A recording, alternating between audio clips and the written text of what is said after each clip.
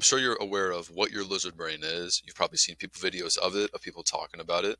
Just to literally imagine your brain, like imagine your ancestors, imagine that the type of brain that they have to have. All they think about is survival, they think about reproducing, and they think about not dying. Obviously, those are the main takeaways of it.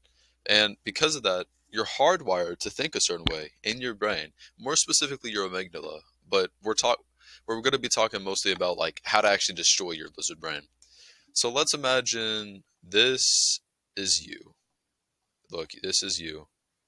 You're a little stick figure and let's imagine, you're struggling to eat healthy because as soon as you see like a birthday cake, as soon as you see a birthday cake, your brain just goes into hard your brain is just hardwired to love sweet things, right? Your brain is in love with eating sweet things. So how do we tell somebody, and I'm gonna put little candles on here. How do we tell somebody not to eat a birthday cake? Do you tell them, oh, just have a piece here and there? Or do you just tell him to actively fight against it, prolong it? In fact, let's say you can eat the cake, but it has to be a little later. Have you heard of the study where they had two sets of kids? They had a set of kid, well, it was two set of kids. They put them up in front of these marshmallows, and they told them that if they could eat the marshmallow now and have it now, or they could wait later and have two. So the kids who ate it now, they just ate it now. They only ate that one marshmallow and nothing else. But there was another set of kids who actually, instead of just going ahead and eating the marshmallow, they waited and got the two marshmallows. And I'm sure you heard of this. The kids who waited for the two marshmallows were ended up being much more successful, being much healthier, and just living a lot much happier lives than the kids who just went ahead and ate the marshmallows. So to understand how this works, we have to talk about instant gratification and delayed gratification. Let's use a bigger text than this. Oh my goodness. Okay. Instant gratification. I don't know why it's spelled like that. So we have instant gratification and then we have delayed gratification. So we have these two. So in your mind first, before we start this video, I want you to ask yourself, what do you think of instant gratification and delayed gratification? What is your definition of them? You've probably heard it online. If you've been on media at all, then you probably have a decent understanding as to what these two things are. So just pause the video and think to yourself, like, what do you think it is? Before I tell you what it is. So instant gratification is literally just doing what your monkey brain wants you to do, what your little lizard brain wants you to do. It's to it's to go on like these like those naughty websites. It's to eat bad food. It's to like sleep and not work out. It's basically just a lot of the times it's just almost always the wrong decision to make. Instant gratification. Let's think about it. If it can go away as easily as it comes, like if the feeling that arises from it, if that good feeling that arises from it, if it could dissipate in the matter of seconds to minutes, then frankly it's probably not that good. Okay, for instance, let's say with this example with the cake, your monkey brain is going to want to tell you, "Hey, I really want this cake." And if you eat the cake, then you're going to feel good for a little bit, but then afterwards you're going to feel terrible because you're going to think to yourself, "I probably should have just not eat the cake." Well, let's imagine instead you don't eat the cake and then you actually eat it later on, or maybe you actually just don't eat it at all. See, people always explain to you like what when it comes to like instant gratification, delayed gratification. But something that people don't really speak about enough is how long does it take to actually beat an urge to do something. So we've all have urges. This guy right here, you want to eat this cake. So it's been scientifically proven that, and you can look this up, in 28 minutes, an urge normally disappears. I cannot spell disappear. Why is this on here? In 28 minutes, around 23 to 28 minutes, just normally whenever an urge, apologize for the spelling, is normally whenever an urge actually disappears.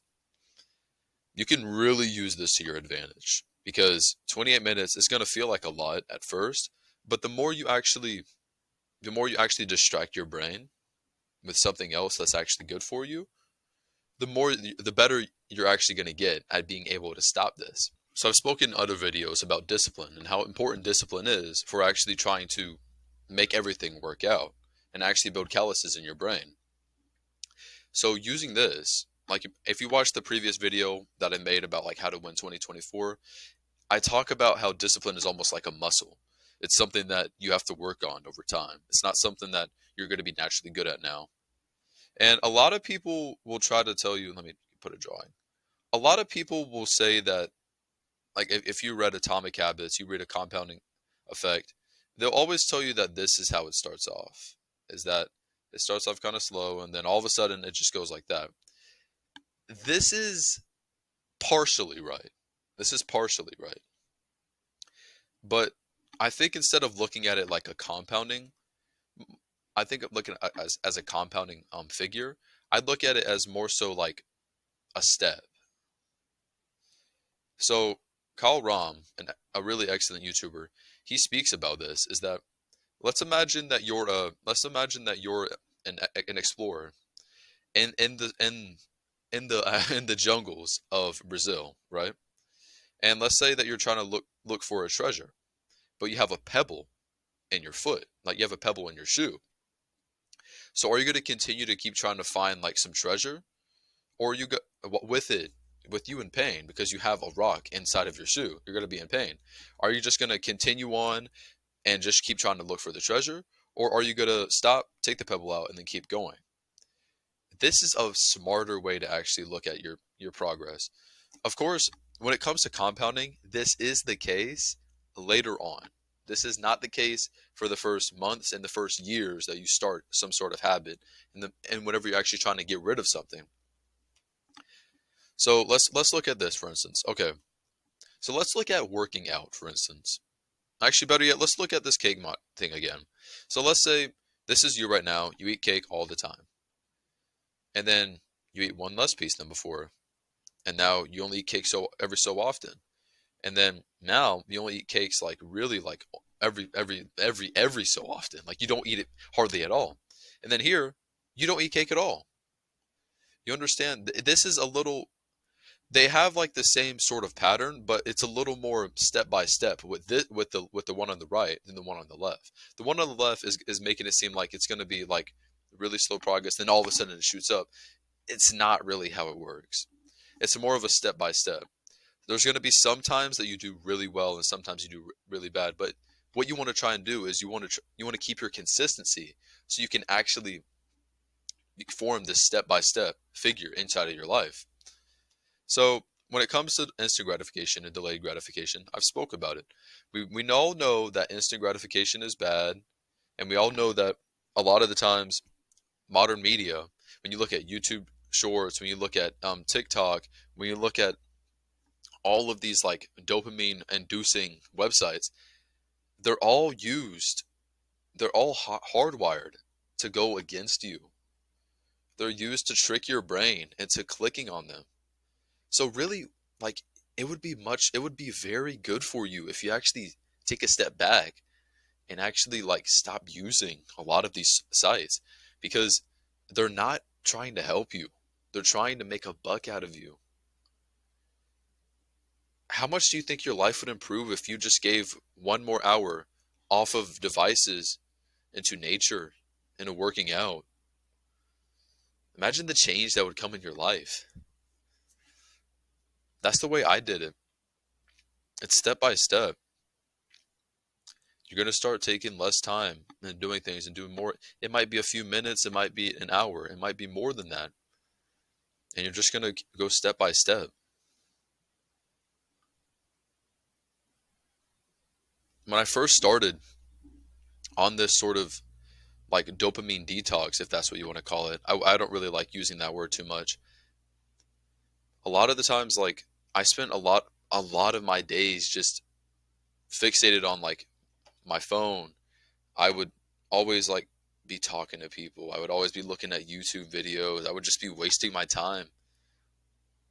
And then as soon as I turned on my screen time and I saw like how much I've spent, how much of my time I spent on these websites and on these platforms, it made me feel something like seriously like turn if you haven't already, like I'd look at your screen time, and I'm not trying to tell you to like stock it down like every single day, but I want you to look at it and think about how you always say you have no time and how you say, "Oh, I wish I had time to do this." No, bro, look at your phone. You definitely had the time. You just don't know how to spend your time wisely because of the world that we live in.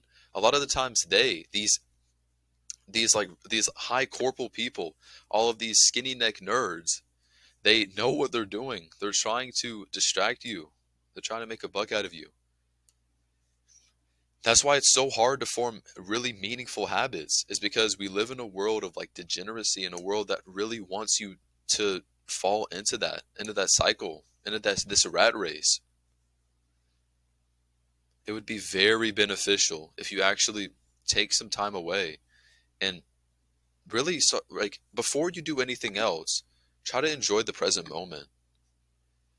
So like we always make these big goals of like we're going to meditate 30 minutes a day and we're going to work out and we're going to read and we're just going to do all these things.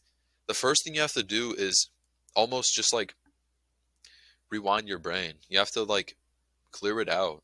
Make some room for it. Make some room to just sit down and do nothing. It's hard because your brain's always like putting in this information, but it's so overstimulated with all these things. That's why it's so difficult to sit down and actually do work. Let's think about it. You're somebody who probably is passionate about like you want to do work. You don't exactly know what it is so far, but you want to work and build on something. But it's difficult to do that whenever your brain is like all over the place. It's thinking about how, oh, I want to listen to music but I also want to do my work. Let me tell you, bro, like multitasking is cope. It's seriously just a cope, because I've never seen somebody who has like been able to multitask that seriously has gotten like a lot of really hard work done. A lot of it's cope. Let's think about it. If you had another hour of your time, there's only 24 hours of a day, but and you sleep, and I'm hoping you sleep for at least 6 to 8 of them. Let's think about it. How much time do you spend on your phone? Like seriously. Imagine if you get even one of those hours back and being able to do work. Imagine how much more productive you would be. It could be going to your work, it could be going to the gym, it could be reading, improving yourself as a young person. This can be beneficial for you, even just another hour. This video isn't just about like instant gratification, delayed gratification, but it's more so with taking more control over the stuff that you do in your day. That's all I have for you boys. And if you want and if you want to have a one-on-one call, you can look in the description and we can set one up. You always have a good day.